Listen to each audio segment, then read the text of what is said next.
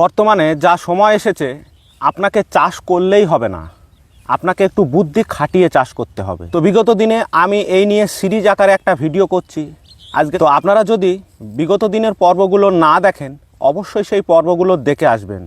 আমি ডেসক্রিপশানে কিংবা আই বাটনে তার লিঙ্ক দিয়ে রাখবো, অবশ্যই আপনারা সেইগুলো দেখবেন। আজকে কেন বললাম যে আধুনিক পদ্ধতিতে আপনাদের চাষ করতে হবে, বিগত দিনের পরম্পরায় যে চাষগুলো করে থাকি সেগুলো না করে আপনাদের একটু নতুনত্ব কিছু করার চেষ্টা থাকতে হবে। চেষ্টা না থাকলে কিন্তু হবে না, আপনাদের জানতে হবে, শিখতে হবে। তো আমি এখন আমার এই সরিষার জমিতে বসে আছি। তো পিছনে আমার সরিষা গাছগুলোকে দেখুন। আমরা বিগত দিন থেকে কি করি, সরিষা জমিতে ছিটিয়ে দিই। তো ছিটিয়ে দেওয়ার ফলে গাছগুলো কখনো দেখবেন একটা জায়গায় ঝোপ হয়ে 7-8টা আছে, আবার কোনো জায়গায় ফাঁকা আছে। তো আপনারা যদি এই রকম লাইন পদ্ধতিতে চাষ করেন তো সেক্ষেত্রে দেখবেন গাছের দূরত্বটা সমান থাকবে।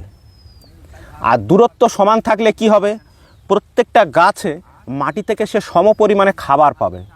আর সম পরিমাণে খাবার পেলে প্রত্যেকটা গাছ সুস্থ সবল থাকবে। তাই আপনাদেরকে যে ওই ছিটিয়ে চাষ করব, এই করব, সেই করব, এখন দেখবেন বাংলাদেশে পাটও লাইন পদ্ধতিতে রোপণ করা হচ্ছে। আমরা প্রত্যেকটা ফসলই লাইন পদ্ধতিতে করি। দেখবেন যারা সবজি চাষ করে লাইনে, ধান করা হয় লাইনে, সবটাই করা হয় লাইনে। কিন্তু শুধু সরিষা, তিল, পাট, গম এ কটাকেই আমরা ছিটিয়ে বুনি। কিন্তু ছিটিয়ে না বুনে আপনারা যদি প্রত্যেকটা ফসল লাইন পদ্ধতিতে করতে পারেন দেখবেন তাতে ফলন বেশি হবে, আমি কথা দিচ্ছি। এইবার কোন ফসলের ক্ষেত্রে কতটুকু লাইন দিতে হবে সেটা আপনাদের জানতে হবে, প্র্যাকটিক্যালি করে দেখতে হবে। আমি যেমন গত বছর এই সরিষা করেছিলাম, যেটা গুচ্ছ সরিষা বা ভিয়েতনাম সরিষা, সেটা 3 ফুট পর পর দিয়েছিলাম। তো সে বছর আমার ট্রায়াল ছিল। তো 3 ফুট দেওয়ার ফলে আমার মনোপূর্ত হয়নি। আমার মনে মনে লাগছিল যে যেন জায়গাগুলো একটু ফাঁকা আছে। তো এবছর আরেকটু ঘুরিয়ে পদ্ধতিতে করেছি, সেটা আপনাদেরকে দেখাবো যে আমি কীভাবে লাইনটা করেছি, আপনাদেরকে দেখাবো। আর এবছর অনেকেই আমাকে প্রশ্ন করেছিলেন যে দাদা লাইন পদ্ধতিতে সরিষার বীজ কীভাবে ফেলাবো। কোনো ব্যাপারই নেই, আমি তার ভিডিওটা দিয়ে দিচ্ছি, আপনারা দেখে নেবেন যে লাইন পদ্ধতিতে আপনারা কীভাবে বীজ ফেলবেন। কিছু নয়, ওটা কোনো কঠিন ব্যাপার নয়, কোনো রকেট সায়েন্স নয় যে লাইনে করা যায় না, লাইনে প্রত্যেকটা ফসলই করা যায়। তো আমি বেশি বক না করে আপনাদেরকে দেখাই যে এই জমিতে আমি ঠিক কি করেছি আর আমার যে সরিষা সেই সরিষার এখন বর্তমানে ঠিক কেমন আছে। চলুন আপনাদেরকে একটু দেখাই, তারপর আমি পরের পার্টে আবার আসছি, আপনারা সঙ্গে থাকবেন। আর ভিডিও দেখতে দেখতে একটু লাইক কমেন্টগুলো সেরে নেবেন, আর পারলে তো অবশ্যই একটু সাবস্ক্রাইব করে শেয়ার করে দেবেন। চলুন একটু দেখি ব্যাক ক্যামেরাতে। দেখুন তো আমার এই লাইনগুলো কেমন সোজা সোজা আছে। দেখুন, এই দেখুন প্রত্যেকটা লাইন দেখুন, কোনোখানে একটা কোনো চারাও মিস যায়নি। এই দেখুন প্রত্যেকটা লাইন আমি ধরে ধরে দেখাবো। এই দেখুন কোনোখানে একটা চারা কি কোনো মিস গিয়েছে দেখুন তো। এইবার আপনাদেরকে দেখাই যে আমি ঠিক কটা করে চারা এখানে রেখেছি। এই দেখুন এখান থেকে আমার করা হয়েছে কাজ শেষ। এই দেখুন এখানে আছে 2টো চারা। এই দেখুন 2টো চারা, কোনোখানে একটা কোনোখানে 2টো। যেমন এখানটায় আপনাদের যদি দেখাই তো আমি এই পাশের এই চারাগুলোকে তুলে ফেলবো, এগুলো আমার দরকার নেই। এই দেখুন এখানে যেগুলো দুর্বল চারা আছে সেগুলোকে আমি তুলে ফেলবো। এই দেখুন এগুলো দুর্বল চারা আমি তুলে ফেলবো। আছে কটা? 2টো। এই দেখুন। তো এরকমভাবে প্রত্যেকটা লাইন বসে বসে আমি এই চারাগুলোকে তুলবো এবং 1-2টো করে রাখবো।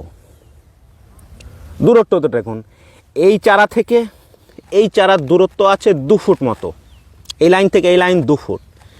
আর এই লাইনটা যখন আমি করেছি, এই লাইনটা যখন করেছি, এই লাইনটা, তখন এটা দূরত্বটা কিন্তু আমি কোনো মাপজোপ করে দিইনি, জাস্ট এই দেখুন।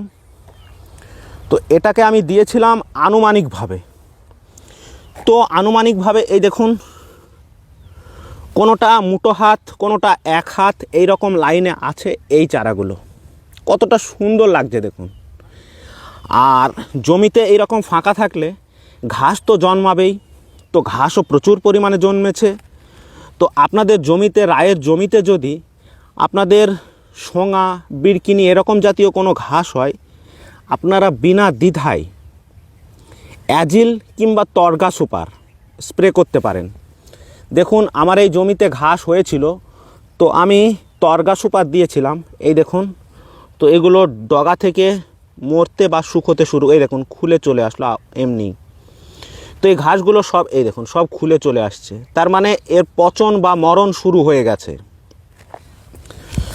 তো জমিটা দেখুন, এই দেখুন টোটাল জমিতে রাইগুলো কত সুন্দর দেখাচ্ছে। যখন বড় হবে এর আপডেট আমি আপনাদের অবশ্যই দেব এবং দেখাবো।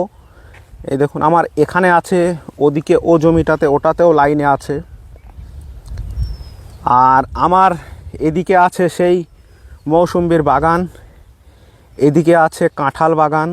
তো কাঁঠাল বাগানে করা হয়েছে গাজর চাষ, ওটা নিয়েও পরবর্তীতে একটা আপডেট দেব আপনাদেরকে। তো আমার এই সরিষা গাছ দেখার পর আপনারা কি বুঝলেন আর আপনাদের কেমন লাগলো একটু কমেন্ট বক্সে লিখে জানাবেন। আপনারাও পরের বছর ট্রাই করে দেখবেন যে আমার কথার সঙ্গে মিলছে কিনা। অনেকেই বলে লেবার বেশি লাগে, না লেবার কিচ্ছু লাগে না। এই জমিটা যেটা দেখছেন এটা আমি নিজে আবাদ করছি একা, তাহলে লেবার কোনো বেশি লাগে না, শুধু একটু বুদ্ধির অভাব। বুদ্ধি খাটালেই সব হবে। তাই আপনারা অযথা চায়ের দোকানে আড্ডা না দিয়ে একটু বুদ্ধি খাটান। আর যেটা আপনাদের বুঝতে জানতে অসুবিধা হবে তার জন্য তো ইউটিউব আছে, আপনারা দেখে নেবেন। আপনাদের যেটা জানতে বুঝতে অসুবিধা হবে তার জন্য ইউটিউব দেখুন।